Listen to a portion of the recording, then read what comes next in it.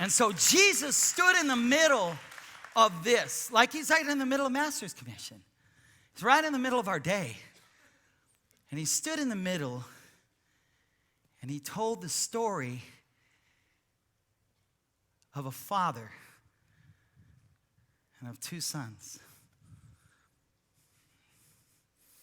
And as he told the story, he told it because he wanted us to value people.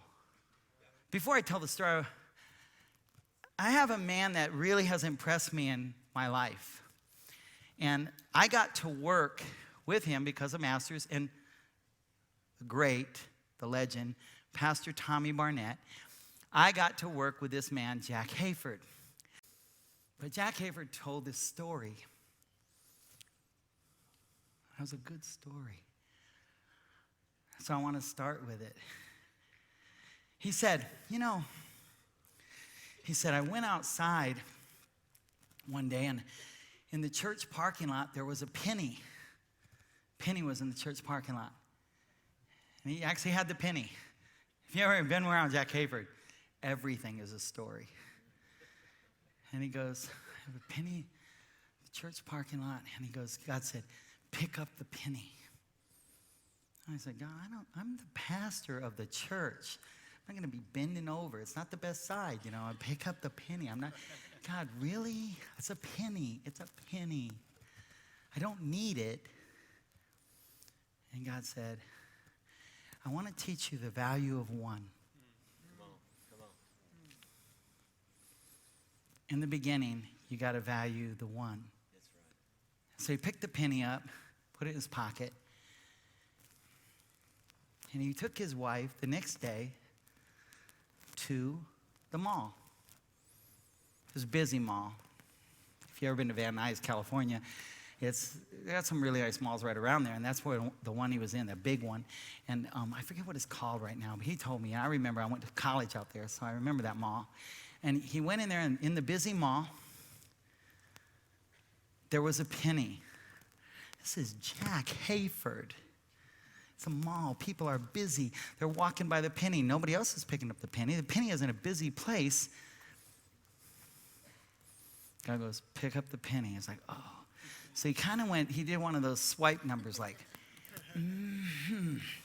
got it. And he had the second penny in his hand. And he's like, so I got this penny in the mall. Later, they were going home, and he's running across the street, the busy street, to get his car. His wife was waiting for the car, and he's running across, and as he ran, he saw a penny. And he just kept running. He's like, I'm old. He goes, I'm kind of old, so, God, I've made it across. It's too dangerous to go back and get the penny. Surely God will forget it now because I'm already past. Cars are coming, and God goes, you forgot the penny.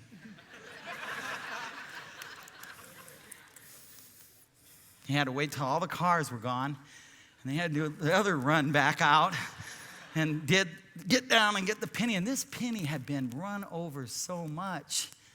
It was old and beat up and had all kinds of street value in it and all flattened out. But it still was worth a penny. It didn't matter what it had been through. It didn't matter who ran over it. It didn't matter what had taken place. It was a penny just like any other penny. The value was still the same no matter what it had went through. And your value is still the same no matter what you went through. Because God sets your value. And he picked it up. 2 days later, he was flying back from Atlanta. And he was going across the airport to get the other flight at 1 in the morning. And he went in the bathroom. And yet there in the urinal was a penny. God goes, there's a penny.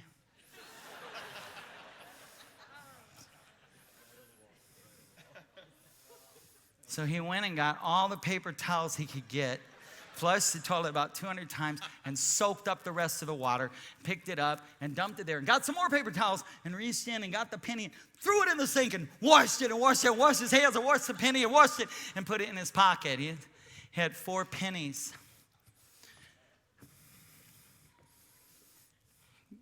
God sends us people that everybody was too busy for. And for a long time, they laid and people walked right by them. They were hoping that someone would see their value, and he sent them to us. He sent us pennies that people had taken semi-trucks and ran over them.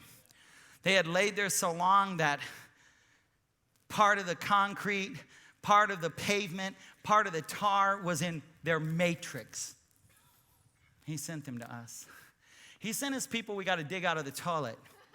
Seriously. Their life, it's filthy. You don't even want to touch them. You don't even want to be a part of them. You don't even want to hear about it. And yet you got to bring them in, and the rest of the church rejects us. And he sends us some people that you find in the church parking lot.